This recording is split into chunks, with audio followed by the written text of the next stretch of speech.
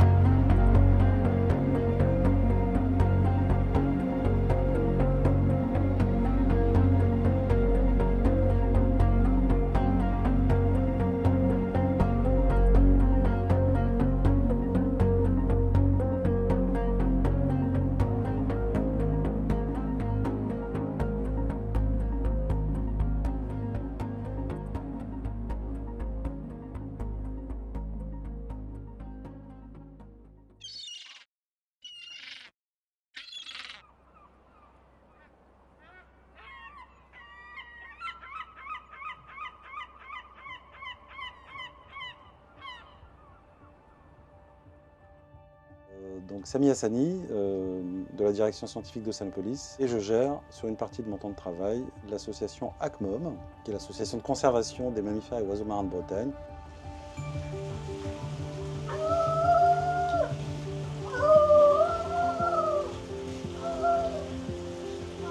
Donc cet asso a repris un certain nombre de missions, à savoir la gestion d'un centre de soins pour phoques, le transit d'oiseaux marins, donc avant de les rediriger sur des centres de soins spécialisés, et puis le suivi des échouages de mammifères marins en Bretagne dans le cadre du réseau national.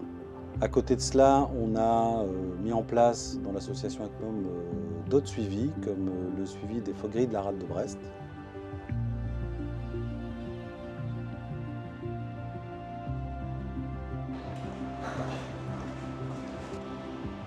Donc, on est d'accord. Donc, pour la prise de sang, on est bien au deuxième doigt. Là, je sens ma première. Donc, il faudrait que j'aille ici. Ok.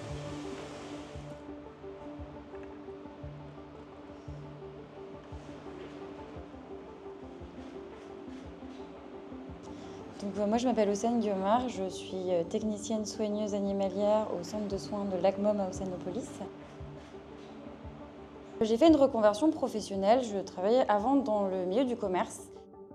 À l'heure d'aujourd'hui, j'avais besoin de pouvoir me sentir utile au quotidien, surtout pour l'environnement et pour les animaux.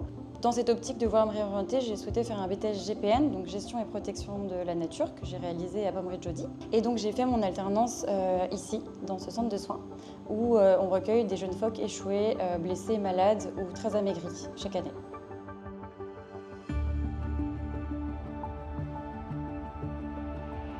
Donc chaque individu qui arrive en soins, on va réaliser donc, un checking de l'animal, puis on va pouvoir procéder à une prise de sang.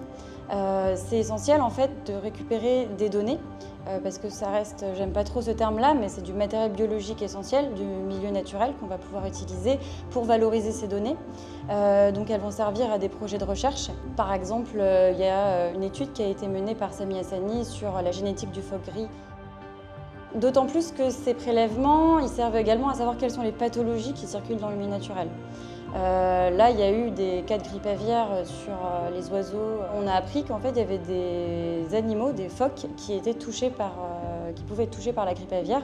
Donc là, actuellement, on travaille avec une société qui, en fait, va pouvoir étudier si nos animaux sont touchés par la grippe aviaire ou non.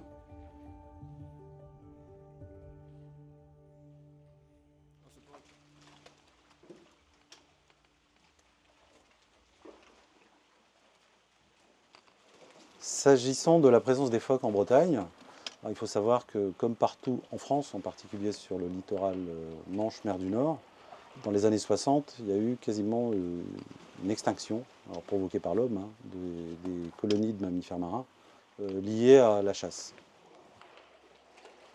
Et donc les naturalistes de Bretagne, et d'ailleurs en France, mais particulièrement en Bretagne, la SEPNB, ont alerté les autorités par rapport à cette problématique de perte d'espèces.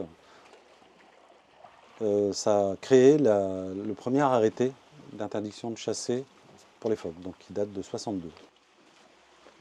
À partir de là, évidemment, on n'avait plus le droit de les chasser, mais c'est pas pour ça que le phoque est revenu tout de suite. Il est revenu un peu plus tard, sans doute à partir des individus issus des colonies britanniques, mais surtout, c'est, je pense, par la création de réserves naturelles, réserve des Sept-Îles, réserve en Iroise, qui étaient des réserves destinées à la protection des oiseaux marins.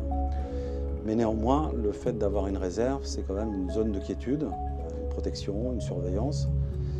Ça a amené également à ce que les phoques s'y installent et commencent à prospérer.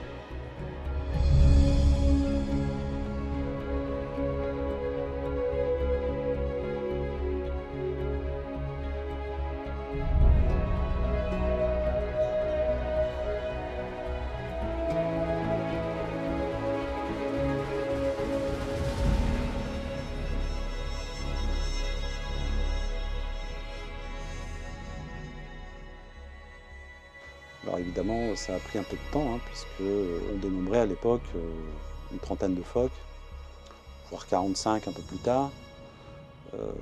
Et donc c'est arrivé progressivement. Aujourd'hui, on arrive à des effectifs hivernaux qui peuvent dépasser les 300 en Iroise et les 200 aux Sept-Îles.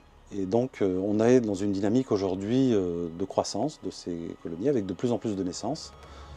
Au début des années 90, début 2000, on comptait entre 3 et 5 naissances dans l'archipel de Molène et à peu près autant aux Sept-Îles. Aujourd'hui, on arrive à des effectifs qui sont d'une vingtaine de naissances jusqu'à une vingtaine en Iroise et plus de 90 aux Sept-Îles.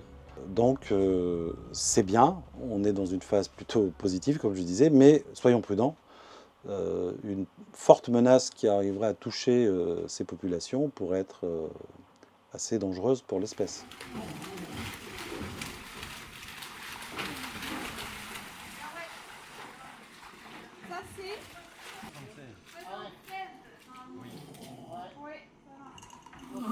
Aujourd'hui, on a été capturer 3 animaux qui étaient en bassin extérieur, en objectif de pouvoir les relâcher dans la journée.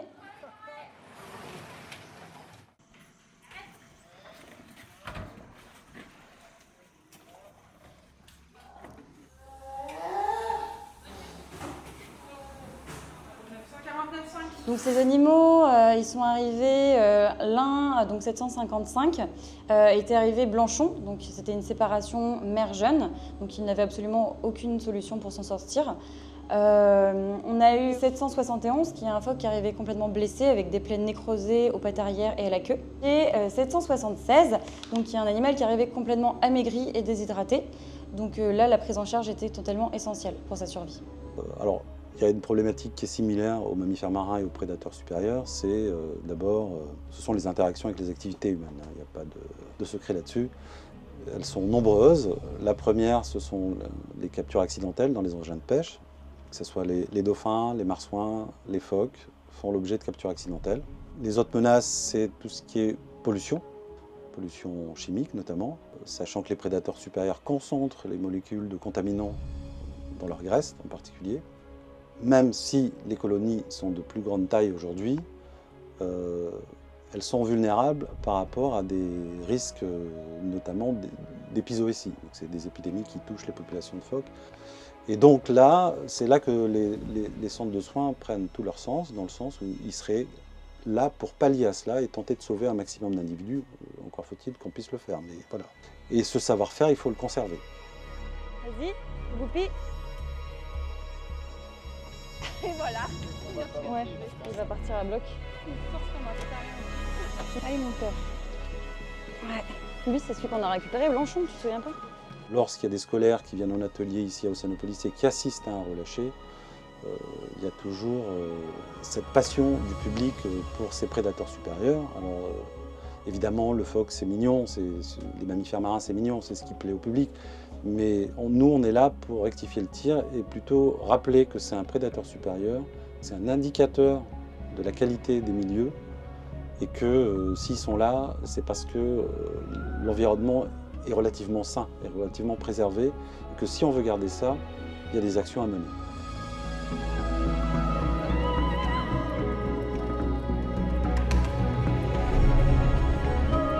Là, il est là! Allez, file!